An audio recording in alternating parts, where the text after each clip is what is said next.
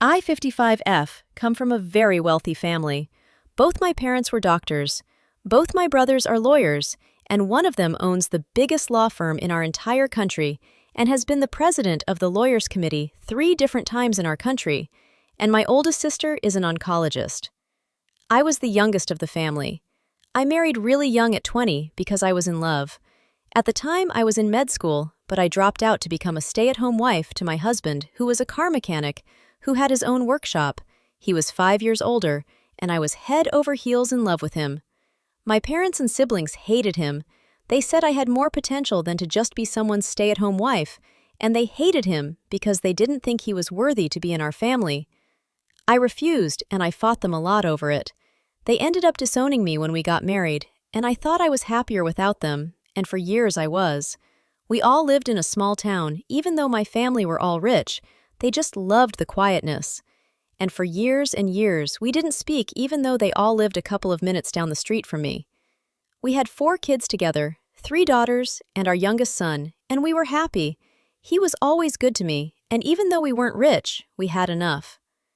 About 13 years ago, however, he was in a really bad work accident, and he became partially disabled and couldn't work anymore. And soon after, the shop closed down because we couldn't figure it out. I never worked in my life and never continued my education, so I was stuck.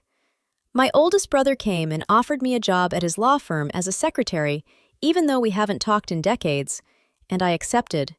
The pay wasn't all that much, and he treated me no different than he would any other regular employee. He wasn't interested in getting to rekindle a relationship with me or get to know my family, but I was still grateful for his help nonetheless. Around that time, both of my parents passed away a few months between each other, and I was completely left out of their will.